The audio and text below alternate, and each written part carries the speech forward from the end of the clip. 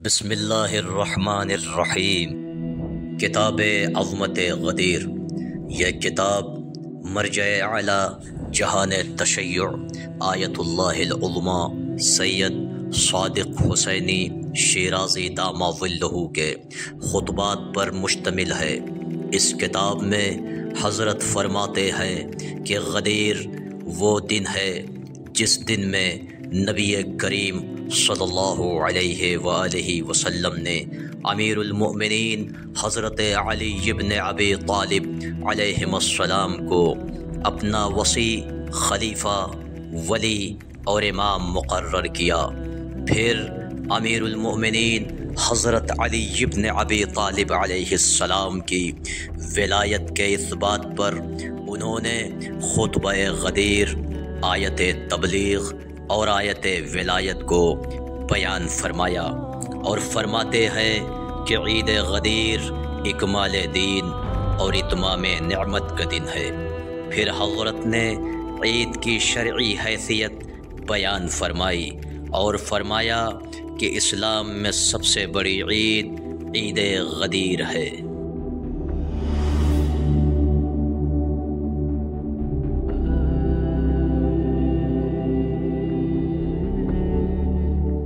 اعوذ باللہ من الشیطان الرجیم، بسم اللہ الرحمن الرحیم، وبہ نستعین وہو خیر الناصر المعین، اما بعد فقد قال اللہ تبارک و تعالی فی کلامہ المجید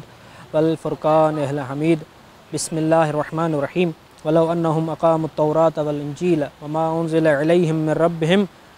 لأکلوا من فوقہم ومن تحت ارجلہم۔ ناظرین کرام، یہ آیہ کریمہ سورہ مائدہ کی 66 نمبر آیت ہے اور اس صورت کا بڑا تعلق ہے ولایت اہل بیت، ولایت امیر المومنین علیہ السلام سے، کیونکہ اسی سورہ میں جب رسول اکرم صلی اللہ علیہ وسلم آخری اپنے حج سے واپس آ رہے تھے، جو آیت نازل ہوئی یا ایھا رسول بلغ، اسی سورہ کا حصہ ہے۔ اور جب رسول اکرم نے غدیر میں وہ پیغام پہنچا دیا، اس کے بعد نبی اکرم کے پر وحی نازل ہوئی، الیوم اکملت لکم دینا، کہ اللہ تعالیٰ نے فرما دیا کہ آج کے دن میں نے تمہارے دین کو مکمل کر دیا۔ اسی سورہ کا وہ بھی آیت ہے۔ تو اسی لحاظ سے اور یہ جو آیت ہے حقیقتاً یہ اشارہ ہے بنی اسرائیل اور یہود کی قوم کو مثال بنا کر پیش کیا گیا ہے کہ اگر یہود و نصارہ، عیسائی، مسیحی جو تھے، اگر وہ اپنے کتابوں پر جو اللہ تعالیٰ نے آسمانی کتاب ان پر نازل کیے تھے، ان کے لیے نازل کیے تھے، انبیاء پر نازل کیے تھے، تورات ہے، انجیل ہے، اگر وہ ان پر قائم رہتے، یعنی ان کو قائم کرتے، تو اللہ تعالیٰ فرماتا ہے اگر تورات اور انجیل کو قائم کرتے، وما انزل، اور جو بھی دوسرے صحیفے یا جو دوسرے پیغامات انبیاء کی امتوں پر نازل کیے گئے ان پر وہ قائم رہتے، ان کو قیام بخشتے، تو اللہ تعالیٰ فرماتا ہے لَأَكَلُوا مِن فَوْقِهِمْ، کہ وہ اپنے سروں کے اوپر سے بھی اور اپنے پیروں کو نیچے سے بھی کھاتے۔ ہم نے پچھلی ایک کلپ میں بتا دیا کہ من فوقہم ومن تحت ارجلہم سے مراد کیا ہے، کہ یہ اس کا معنی اور مقصد یہ ہے کہ تمام زمینی اور آسمانی نعمتوں سے وہ فراوان ہو جاتی، زمینیں سبزہ اگنے لگتی اور بغیر زحمت کے ان کو اللہ تعالیٰ کی تمام نعمتیں میسر ہو جاتی اور آسمانی نعمتیں ان پر نازل ہوتی، اگر یہ ان آسمانی تعلیمات اور ان آسمانی اور خدائی پیغامات پر عمل کرتے تو ان کو کوئی بھی زحمت نہ کرنی پڑتی۔ خداوند قدوس کا یہ پیغام در حقیقت ہمیں یہ سمجھا رہا ہے کہ جس طرح پچھلی امتوں میں اگر وہ اپنے نبیوں کے تعلیمات پر اور ان کے نبیوں پر جو وحی اور جو کتاب نازل کیے گئے ان پر یہ عمل پیرا ہوتے تو ان کو کوئی بھی زحمت اور مشقت نہ کرنی ہوتی، ان کو کوئی تکلیف نہ کرنی ہوتی، زمینی اور آسمانی نعمتیں ان پر فراوان ہوتی، ان پر نازل ہو جاتی، زمین اپنی نعمتیں اگلنے لگتی اور ان کو آسانی کے ساتھ میسر ہو جاتی۔ لہذا امیر المومنین علیہ السلام نے خود اپنے ولایت کے بارے میں، اپنی حاکمیت کے بارے میں یہ فرمایا، وَلَوْ أَنَّ الْأُمَّةَ مُنذ قَبَضَ اللَّهُ رَسُولَهُ، کہ اگر یہ نبی کی امت جب سے اللہ تعالیٰ نے اپنے نبی کی روح کو قبض کیا، اتبعونی و اطاعونی، اگر میری اتباع کرتے، میری پیروی کرتے، مجھ کو حاکم اور ولی اور اپنا امام تسلیم کرتے لعقلوا من فوقہم ومن تحت ارجلہم رغدا الی یوم القیامت، کہ مجھے اگر وہ اپنا امام اور پیشوا رہبر حاکم تسلیم کر لیتے تو وہ بھی بنی اسرائیل کی قوم کے لیے، جس طرح اللہ تعالیٰ نے فرمایا تھا کہ وہ اپنے سروں کے اوپر سے اور اپنے پیروں کے اوپر سے پیروں کے نیچے سے کھاتے، یعنی زمینی اور آسمانی نعمتیں ان کے لیے فراوان ہو جاتی، تو امیر المومنین ان کے ساتھ یہ تشبیہ دے کر فرما رہے ہیں کہ اگر میری اتباع کرتے تم لوگ بھی، نبی کی امت بھی مجھے اپنا امام مان لیتی تو وہ بھی زمینی اور آسمانی نعمتوں سے بہرہ مند ہوتے، ان کی جھولیاں بھی بھر جاتی، ان کی محتاجی اور تنگ دستی دور ہو جاتی، ان کو بھی بغیر کسی زحمت کے کوئی تکلیف کیے بغیر اللہ تعالیٰ کی ہر نعمت میسر ہو جاتی۔ یقیناً علی علیہ السلام کی ولایت اتنی بابرکت ہے،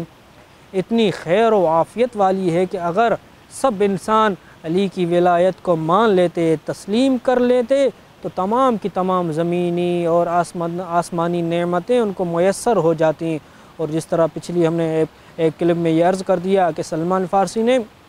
مدینہ کے لوگوں کو یہ مخاطب کر کے فرمایا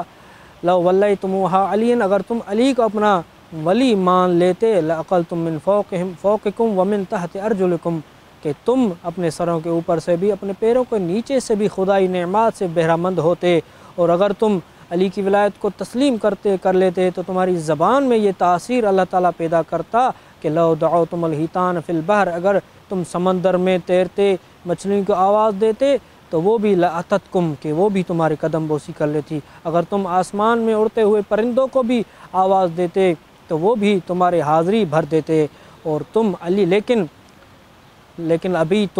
تم نے علی کی ولایت کا انکار کر دیا، فابشروا بالبلا، اب اگر جب تم نے علی کی ولایت، جو خدائی ولایت، جو خدا اللہ کی طرف سے بھیجی گئی امامت اور حاکمیت تھی، اس کو تم نے تسلیم نہ کر لیا،